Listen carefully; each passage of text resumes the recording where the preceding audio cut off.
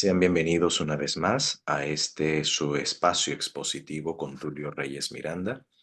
En esta ocasión haciendo nueva entrega de la Parshat de la semana que se titula Parshat Mishpatim.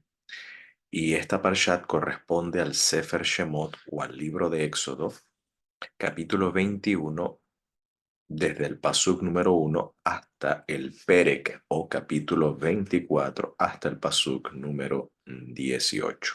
Es decir, corresponde cuatro capítulos 21, 22, 23 y 24 de manera completa en este caso. Y bien, antes de iniciar vamos a realizar la correspondiente braja.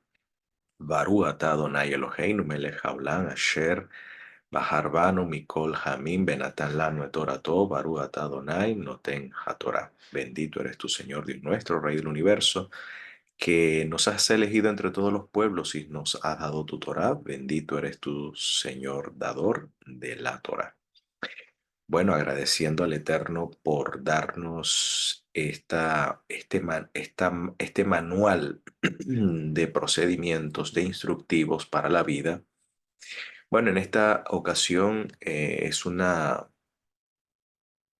porción interesante y en esta ocasión vamos a trabajar con aquel apotegma o aquel proverbio que menciona eh, el documento inspirado que dice: la justicia es lo que engrandece a la nación. Y este es el tema, pues ya que el pecado es afrenta de los pueblos.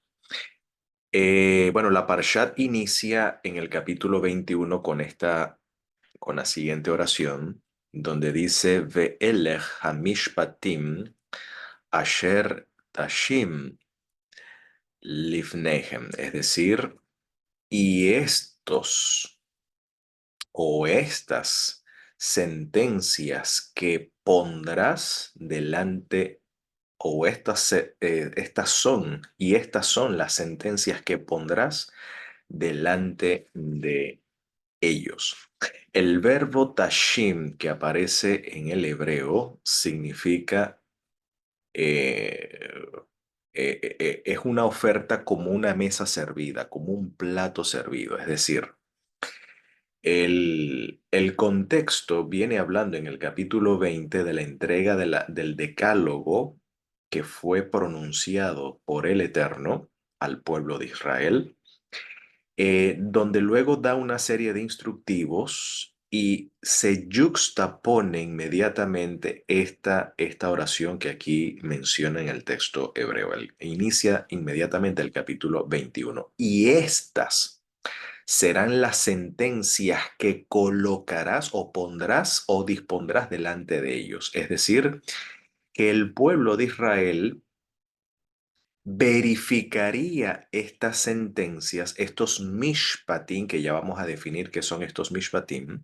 como se titula la Parshat, donde el pueblo elegiría si aceptar estas disposiciones o sencillamente rechazarlas. A eso es lo que se refiere el verbo tashim. Es decir, no es una imposición. Mira, estos son los mishpatim que vas a imponer delante de ellos. No, no es una imposición. No, estos son los mishpatim que pondrás delante de ellos, que vas a presentar delante de ellos, si ellos están de acuerdo o no con estos mishpatim, ¿ok? Con estas disposiciones. ¿Ok? Es decir, que el pueblo tenía la libertad de aceptar y rechazar. Dicho sea de paso, esta libertad de elección fue confirmada o constatada en el capítulo 24, cuando el pueblo toma la decisión o toma la elección al decidir: haremos todo lo que el Eterno ha dicho. Por lo tanto, esto no es una disposición impuesta, sino una disposición para ser consultada por el pueblo, y el pueblo en este caso determinaría si seguir o no estas disposiciones. Lo otro, vamos a definir qué significa esta expresión hebrea mishpatim. Si ustedes se pueden percatar, especialmente para los lectores del idioma hebreo, la palabra tiene como raíz, esta palabra es, por supuesto, es un sustantivo absoluto plural masculino, pero tiene como raíz la palabra shofet. Shofet, la shin, la p y la tet, que esta raíz significa juez. ¿Ok?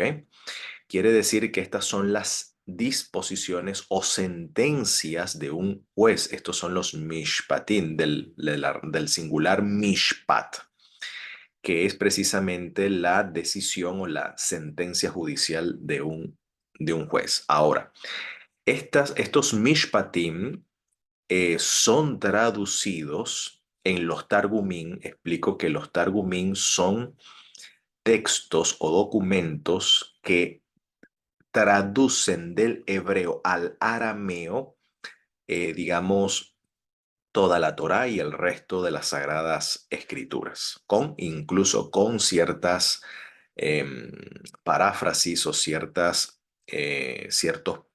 comentarios breves, ¿no? Al texto bíblico. Entonces, al arameo esto se tradujo como dinayah, y dinayah literalmente significa juicios, es decir, criterios, disposiciones a seguir. En este caso, en pocas palabras, ¿qué son los mishpatim? En síntesis, son leyes, ¿sí? Son disposiciones, leyes que van a regular o procedimientos, ¿ok? O procedimientos que van a regular la relación entre el hombre y su prójimo. Es decir, son leyes o disposiciones impartidas por los shoftim, los jueces, en el nombre de Dios, para, por supuesto, para dirigir, para gobernar, para regir eh, con justicia la vida comunitaria de la nación, ¿ok? La vida social del pueblo de Israel. Lo otro, que en esta sección nos encontramos con una yuxtaposición, es decir, que esta sección está yuxtapuesto con una sección anterior y por supuesto con una sección que viene posterior. Pero lo interesante es lo que menciona, digamos, el comentarista Rashi sobre esta primera expresión que dice ve'elech, que traduce al castellano como y estas. Y estas son las disposiciones o son los juicios, ¿ok? O los procedimientos que de justicia, por supuesto, o estos son los derechos, también podría traducirse, el que tú colocarás delante de ellos. Así que Rashi hace una distinción entre la expresión elej y la expresión ve'elej, con la conjunción ve que se traduce al castellano como y. Dice, Rashi explica que siempre que se dice estos o estas sin la conjunción, dice, la sección que comienza queda separada de la anterior, lo que indica que no constituye una prolongación temática de ella. En términos modernos, es como el inicio de un nuevo capítulo, es decir, un punto y aparte. Pero lo interesante es que en la Torá, esta palabra elej, que traduce como esto o estas, no está sola. Es decir, esta sección no es independiente de la anterior, porque tiene un conector, que es la baf, que es esta conjunción baf. Y aquí Rashi explica, pero cuando la palabra estos, o sea, elej en hebreo, lleva la conjunción y, que es esta baf, que está en rojo rojito, entonces la sección que inaugura con esta palabra queda unida a la narración anterior, formando una continuidad temática con ella. Quiere decir que la Parashat Mishpatim es una continuidad o es una continuación temática del Decálogo, del capítulo 20 de Éxodo, donde el Eterno revela la Torah o revela lo que se conoce como las Haseret Hadibrot, las 10 palabras o el Decálogo o las tablas del pacto. ¿Ok? Entonces hay una íntima conexión o una íntima relación. Por lo tanto, los Mishpatim es una extensión y una continuación, en este caso, del Decálogo. Ahora, en este caso, la autora Ellen White, en su libro Historia de la Redención, en la página 152, notemos cómo ella capta muy bien esta idea de esta relación entre el decálogo y la relación entre los mishpatim. Eso no puede estar separado. Esto está estrechamente unido. Dice, hablando de Moisés, este escribió esos juicios y estatutos procedentes de los labios de Dios mientras se encontraba con él en el monte. Dice, si el pueblo de Dios hubiera obedecido los principios contenidos en el decálogo, es decir, en los 10 mandamientos, no habría necesidad de las indicaciones definidas dadas a Moisés, que él escribió en un libro con relación a su deber tanto hacia Dios como a sus semejantes. Es decir, las indicaciones definidas que el Señor le dio a Moisés con respecto al deber de su pueblo hacia sus semejantes y al extranjero, noten, son los principios de los 10 mandamientos simplificados y presentados en forma definida para que no pudieran caer en error. En pocas palabras, ¿qué son los mishpatim? Según ella, los mishpatim no es otra cosa que la aplicación, digamos, práctica de los 10 mandamientos en la vida comunitaria de la nación. Nada más y nada menos. Eso es la sección mishpatim. Las mishpatim entonces son los procedimientos, cómo se aplica el mandamiento en ciertos casos y en ciertas situaciones. Bueno, algunos teólogos dirían, bueno, el decálogo son los preceptos apodípticos, ¿no? Es decir, son los principios que van a regir la conducta, mientras que los mishpatim son los preceptos casuísticos, es decir, cómo aplicar el principio del decálogo a diversos casos o diversas situaciones que se puedan suscitar en la cotidianidad de la experiencia de la comunidad. ¿Ok? Entonces vamos a ver ciertas, digamos, abuelo de pájaro aquí. Rápidamente vamos a ver o resumir, digamos, las disposiciones que aquí se encuentran en esta parshat. Por ejemplo, en el capítulo 21 de 2 al 6, ahí se va a hablar de las disposiciones de los siervos varones. ¿Cuánto tiempo debe trabajar? ¿Cuántos años? ¿En qué momento se le debe dar libertad al siervo? ¿Ok? O jubilar al siervo. Las disposiciones para las siervas hembras o femeninas. ¿Ok? ¿Qué se hace en caso de una muerte accidental? ¿Cuál es el procedimiento? ¿Cuál es el mishpat? ¿Cuál es el juicio, el criterio a seguir? Y en casos de asesinatos, ¿qué se hace con el asesino? ¿Qué se hace con la familia afectada? ¿Qué se hace con las víctimas? Bueno, aquí en esta parcha están todos estos procedimientos. Y dicho sea de paso, estos procedimientos procuran la justicia, traer la justicia, que es lo que hace grande a una nación. ¿Ok? Entonces continúa. Está hablando de situaciones donde los hijos pueden pegarle a los padres o herir a los padres. ¿Qué se hace en casos de secuestro? ¿Qué se hace en casos de insulto o de maldición a los padres? Que eso es lo que el contexto está hablando, de insultar a los padres, de ofender a los padres. ¿Qué se hace cuando se ocurren accidentes físicos sin motivo alguno? ¿Cuál es el procedimiento, la ética médica a seguir en estos casos?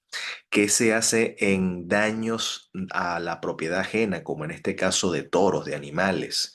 En casos de robo, ¿cuál es el procedimiento? ¿Cuál es el mishpat a seguir?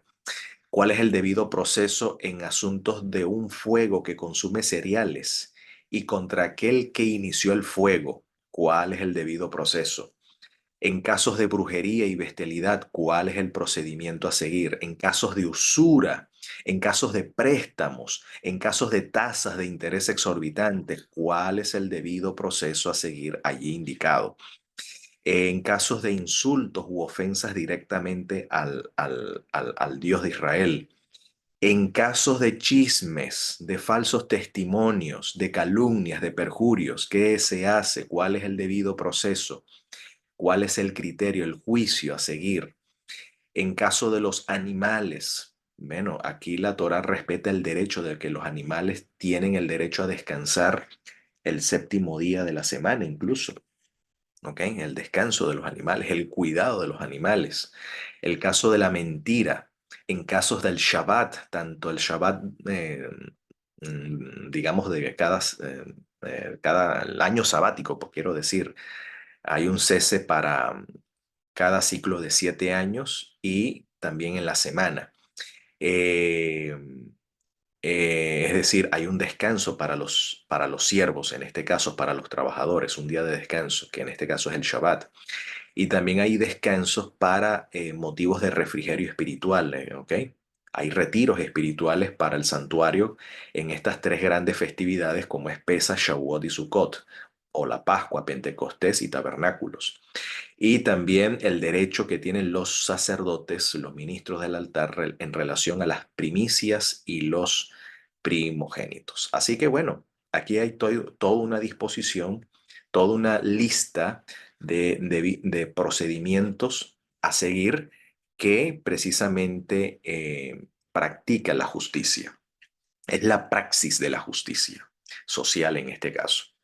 Ahora, referente a esto, a esta sección de la Parshat Mishpatim, quiero comunicar que de acuerdo al criterio del maestro, al criterio del maestro Yeshua Min Nasrat, menciona que esta sección Mishpatim es lo más pesado de la Torá.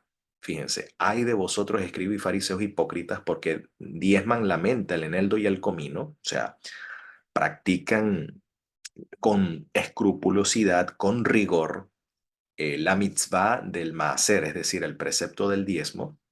Sin embargo, ustedes dejan lo más pesado de la Torah, que es el mishpat, el juicio, ¿ok? Es el mishpat del Geset y de la emuná. Es decir, dejan lo más pesado de la Torah, que es el debido proceso que la Torah indica y cuyo debido proceso está fundamentado en el Geset, ¿ok? En la lealtad y en la fidelidad del Eterno, ¿ok? Revelado ahí en este caso la Torah. Esto era necesario hacer sin dejar de hacer esto, es decir, practicar el mishpat, el juicio, el debido proceso. Ahora bien, el debido proceso, el mishpat, es el ejercicio precisamente de los jueces. De acuerdo a Deuteronomio 16:18 dice, jueces y oficiales pondrás en todas tus ciudades que el Eterno tu Dios te da en tus tribus, los cuales juzgarán, y juzgar significa gobernar, administrar, los cuales juzgarán, es decir, o los cuales gobernarán o administrarán al pueblo, dice con mishpat sedek, con justo juicio. Esto, con justo juicio. Lo interesante que este makef que está aquí en el texto hebreo denota en este caso un constructo de la expresión en el cual podríamos traducir los cuales juzgarán al pueblo con el juicio de la justicia, es decir, según el criterio de la justicia, según el procedimiento. ¿Ok? Según el procedimiento, según el criterio, según el juicio de la justicia. Y recuerden que juicio y justicia es el sendero, es el camino o el sendero del Eterno. Es decir, es la manera como el Eterno procede ante diversos casos. Es decir, ante diversas vicisitudes, siempre el Eterno va a proceder, ¿ok? Va a proceder con juicio, ¿ok? Va a proceder según el juicio, pero este juicio va de acuerdo a la justicia, porque puede haber juicios injustos, puede haber juicios que no siguen la justicia, ¿ok? Claro que sí, puede darse el caso. Por lo tanto, el mishpat, En este caso, el debido proceso siempre va a defender o estará de parte de la justicia. Y de hecho, este es el sendero del Señor como el Eterno le reveló a Abraham cuando dice, porque yo lo he conocido, sé que mandará a sus hijos y a su casa después de sí que vigilen el camino del Señor, que guarden o vigilen o hagan prevalecer el camino del Señor, haciendo qué cosa, dice, haciendo sedaká, que se traduce como justicia, y así umishpat, y haciendo el debido proceso, para que haga venir el Señor sobre Abraham lo que ha hablado acerca de él. Es decir, que Abraham debe gobernar su tribu, debe gobernar su clan, administrar su clan y su casa. Ok, aquí su casa, entiéndase aquí su escuela. Cuando dice, sé que mandará a sus hijos, discípulos, entiéndase acá, y a su casa, entiéndase su escuela, ok, a su escuela.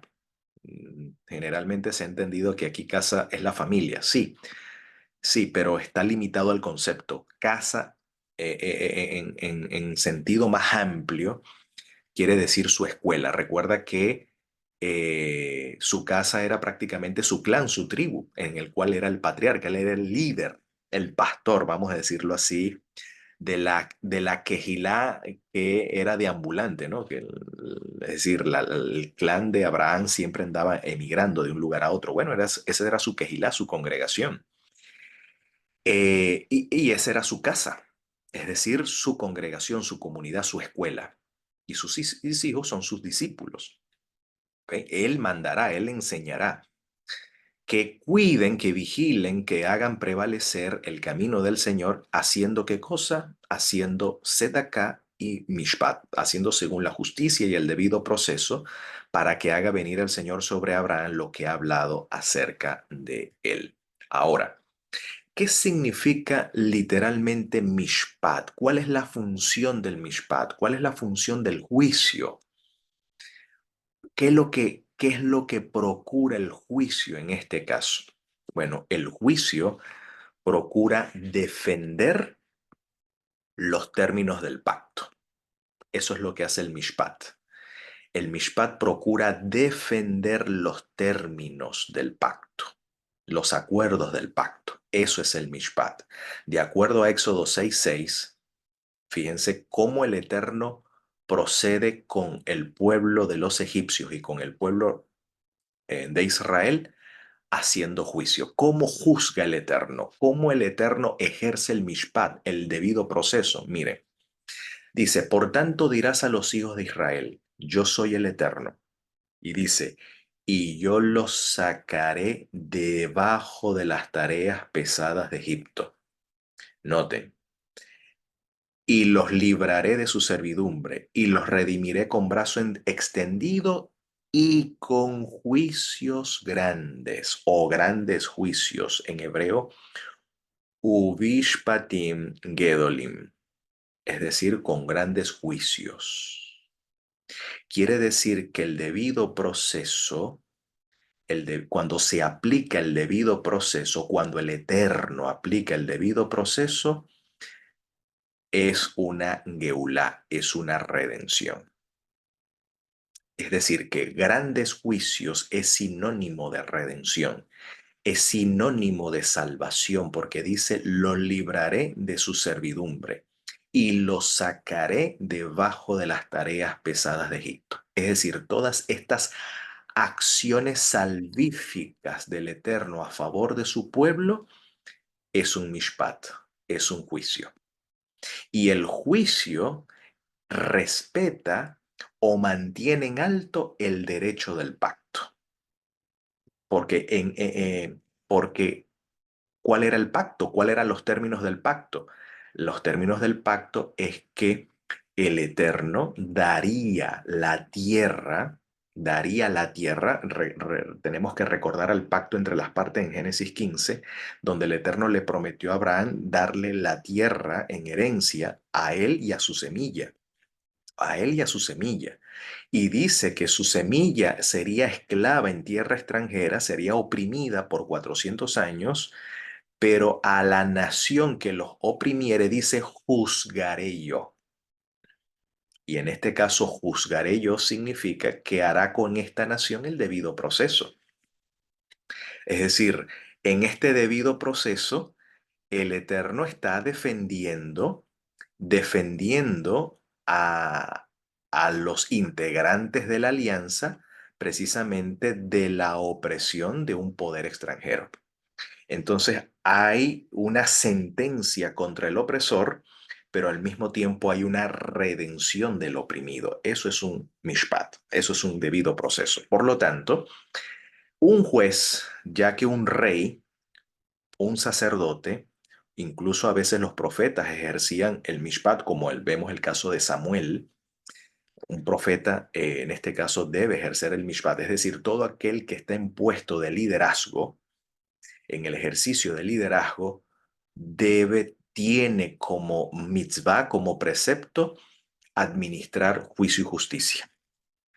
Por eso en Jeremías 23, 5 al 6, hablando del rey Mesías que vendría, dice, aquí vienen días, dice el Eterno, que levantaré a quién, a David, un renuevo justo, y dice, y reinará como rey, el cual será dichoso. ¿Y qué hace este rey? Este rey juzga. Dice, ¿y hará qué cosa? Mishpat y sedaká en la tierra. O sea, hará según el debido proceso y según la justicia en la tierra. ¿Y qué significa justicia? Justicia no es otra cosa que redención, salvación. De hecho, si usted lee el libro de Isaías, el rollo de Isaías en el capítulo 56, la justicia se equipara a la salvación. ¿Ven? Dice, vendrán días en que aquí yo traigo mi justicia y mi salvación para ser manifiesta. Bueno, estoy parafraseando lo que dice el texto de Isaías 56, creo que el verso 3 o 4, si no me equivoco. Ahí ustedes verifican, ¿ok? Es decir, la justicia es un acto salvífico, es un acto salvífico. Por eso, cuando el rey ejerce el debido proceso que indica la Torá, entonces el rey hace o defiende en este caso la justicia en la tierra. Y por ende, cuando la justicia reina en la tierra, Judá, ¿qué cosa? Habita seguro. Esa habitación segura y confiada de Israel, a eso es lo que se le llama en sus días será salvo. Lo que pasa es que la teología cristiana ha limitado el concepto de salvación en términos del ticket para irnos al cielo. Y esa es la salvación. ¿Ok? Es decir, ser libre del castigo por el pecado. No, Yeshua, la salvación no está limitada a esos aspectos solamente. O sea, esto tiene un sentido mucho más amplio. Fíjate que el rey de Israel tiene como tarea brindar salvación a Judá o a Israel o dar salvación al pueblo. ¿En qué sentido? En brindarle seguridad, asegurando la justicia en la tierra. De esa manera el pueblo vive tranquilo, vive salvo, en el contexto de estar tranquilo, de estar seguro, de tener paz en la tierra. Eso es Yeshua también. Dicho sea de paso, en parte vemos este cumplimiento profético con Yeshua en Lucas 19 8 al 10. Miren cómo vemos aquí el debido proceso, cómo vemos el mishpat. Dice, entonces Zaqueo, puesto en pie, dijo al Señor, he aquí, Señor, la mitad de mis bienes doy a los pobres. Recuerden que Zaqueo era el jefe de los cobradores de impuestos y era rico, de acuerdo a la información que nos da el Evangelio. Pero este hombre, por supuesto, cometía fraudes, hacía fraudes en el cobro de los impuestos. Por eso dice, pero noten que Zaqueo ahora elige ya no hacer según la Avelá, que es la iniquidad, la injusticia, o la ausencia de la Torá, ahora pone en práctica el Mishpat. Aquí vemos en este caso que Zaqueo hace teshuvá, hace un retorno al debido proceso. Ahora Zaqueo en su ejercicio como cobrador de impuestos va a respetar ahora el Mishpat de la Torá. Y según el mishpat de la Torá, el debido proceso de la Torá, si él ha defraudado, si él ha cometido fraude, tiene que volverlo robado. tiene que devolver, traer de vuelta lo que él robó. Por eso dice, si en algo he defraudado a alguno, dice, se lo devuelvo cuadruplicado. ¿Qué quiere decir devolver cuadruplicado? Es decir, devolver el completo que robó más los intereses. En este caso sería el 25% de los intereses. O sea, se lo devuelvo completo, la suma completa que yo robé y de paso con sus respectivos intereses. Imagínate tú. ¿Y cómo interpreta el maestro este debido proceso, esta aplicación del principio del decálogo que dice no robarás? ¿Cómo interpreta Yeshua este ejercicio del debido proceso, de este mishpat que pone en práctica, en este caso, Zaqueo? Dice, Jesús le dijo, hoy ha venido, ¿qué cosa? La salvación a esta casa, por cuanto él también es hijo de Abraham. O sea, cuando Jesús dice, ha venido la salvación a esta casa, significa, ha venido la justicia. Ha venido la justicia a esta casa. ¿Por qué? Porque ahora Zaqueo ha retornado, ha regresado al debido proceso, está ejerciendo el debido proceso y eso se interpreta que la redención ha llegado a su casa, por cuanto él también es hijo de Abraham, porque el Hijo del Hombre vino a buscar y salvar lo que se había perdido. En pocas palabras, el Mesías viene a restaurar lo que se ha perdido. Viene a restaurar. Y esa acción de restaurar es un acto de sedacá, es un acto de justicia. Es el debido proceso. Por eso que estas dos palabras están unidas. El mishpat y la sedacá están entrelazadas, no están divorciadas. Entonces, cuando se aplica el debido proceso de la Torá, en consecuencia viene la justicia, viene la salvación, el bienestar, la restauración del pueblo. Por eso dice Deuteronomio 6:25, te será por sedacá, te será por justicia cuando cuides de hacer todo el mandamiento que el Eterno tu Dios te manda hoy, te encarga hoy.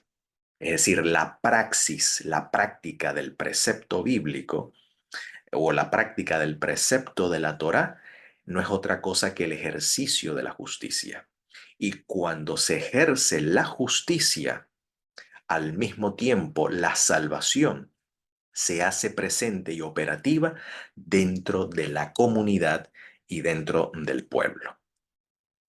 Por eso que también, de acuerdo al apóstol Pablo en su presentación o exposición del Evangelio a los romanos, ¿cómo va a llamar Pablo el Evangelio? Como el poder de Dios, ¿para qué cosa? Para salvación.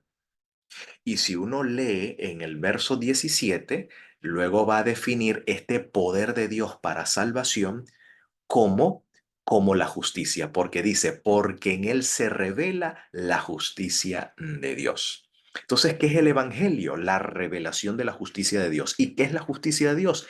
El poder que Dios ejerce para salvar. En este contexto particular, en este caso, salva del pecado. ¿Y en qué sentido nos salva del pecado? Romanos 6:6 al 7. Miren, sabiendo esto, y aquí vamos ya con la aplicación salvífica y mesianológica del debido proceso del Mishpat. Dice, sabiendo esto que nuestro viejo hombre fue crucificado juntamente con él, en la Tevilá, en la inmersión, para que el cuerpo del pecado sea destruido. ¿Qué quiere decir el apóstol con esto?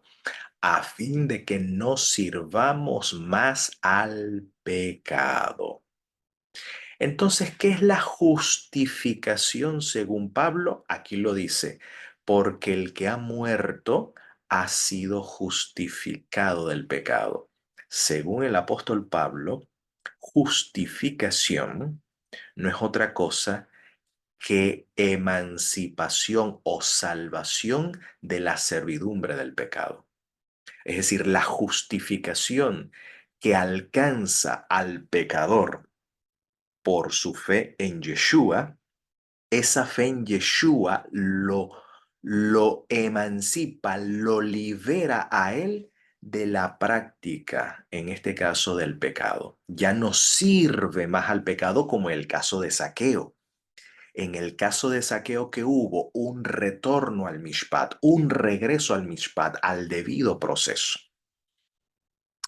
Y esto es lo que vemos acá. Y esto es lo que hace la Besorá. Esto es lo que hace el Evangelio. Revela, ¿ves? Revela la justicia de Dios. Entonces, cuando al creyente se le revela la justicia de Dios, al mismo tiempo se opera en el creyente una liberación del pecado, de modo que ya éste no sirve más al pecado, sino que ha muerto al pecado. Y el que ha muerto experimenta esta muerte al pecado, este ya ha sido justificado del pecado. Entonces, ¿cómo entender la justificación de acuerdo a Pablo en este capítulo 6? Dice, no reine pues el pecado, no gobierne, no rija, eso es lo que significa no reinar. O sea, si a través del Evangelio el Mesías reina en nosotros, obviamente que el Mesías va a reinar haciendo según el Mishpat y según las Sedaká. Por lo tanto, si el Mesías reina en nosotros, según el Mishpat y según la Sedaká, según el juicio y la justicia, significa que no reina el pecado en nuestro cuerpo mortal, de modo que lo obedezcamos en sus deseos. Ni tampoco presentes vuestros miembros al pecado como instrumentos de ¿qué? De iniquidad, sino presentaos ustedes mismos a Dios como vivos entre los muertos y miembros a Dios como instrumentos de ¿qué? Como instrumentos de justicia. ¿Y qué significa presentarnos vivos a Dios o presentar nuestros miembros a Dios como instrumentos de justicia? Significa que ya el pecado no se enseñorea de nosotros, ya el pecado no gobierna en nosotros, no manda, no rige en nosotros, pues ya no estás bajo la Torá, sino bajo la gracia, bajo el Gesed, ¿ok? Y el Gesed no es otra cosa que es la acción divina en la que hace por nosotros lo que nosotros no podemos hacer por nosotros mismos y es precisamente emanciparnos del pecado. Nosotros no podemos hacer eso, pero la gracia que el Eterno otorga al creyente sí hace esto posible. Entonces Romanos 6, 17 al 18 dice, pero gracias a Dios que aunque erais esclavo pasado, ¿no? Erais esclavos del pecado, habéis obedecido de corazón aquella forma de doctrina, en este caso al Evangelio, que revela la justicia de Dios y que es la exhibición del poder de Dios para salvación, a la cual fuisteis entregados, a las cuales ustedes se entregaron a esa doctrina, a esa enseñanza. ¿Cuál es el efecto cuando uno entrega el corazón o se entrega a esta enseñanza, al verdadero evangelio que revela la justicia de Dios en términos y en contexto judío, no occidentales como se ha entendido, sino que se experimenta, como dice aquí, libertados del pecado, venisteis a ser siervos de qué cosa? Ahora ustedes están al servicio de la justicia. ¿Por qué? Porque ahora ustedes vienen a poner en práctica el mishpat, es decir, el debido proceso de en este caso, de la Torah. Así que, mis queridos, eso es, esto es lo que la Parshat Mishpatim nos comunica y nos revela. La Parshat Mishpatim significa todas estas disposiciones, todos estos procedimientos que la Torah especifica en nuestra vida cotidiana en la que experimentamos por la gracia del Eterno esa emancipación del pecado que llega a ser afrenta de los pueblos y donde el Mishpat procura defender el derecho, ¿ok? Y al mismo tiempo promover la justicia, que es lo que hace grande a una nación. Por eso entonces diría Juan de manera categórica lo siguiente: todo aquel que hace la justicia, ¿ok? Todo aquel que hace la justicia es un justo, es un justificado y por lo tanto ha nacido de él. Quiere el Eterno que por su gracia, al ser nacidos de él, podamos, por la gracia del Eterno, experimentar esta justicia, esta Yeshua, en la que nosotros podamos ser guardados hasta la presencia o manifestación gloriosa de nuestro Adón Yeshua, esperando que sea pronto y que pueda ser en nuestros días. Y para ello digamos, entonces, digamos, amén.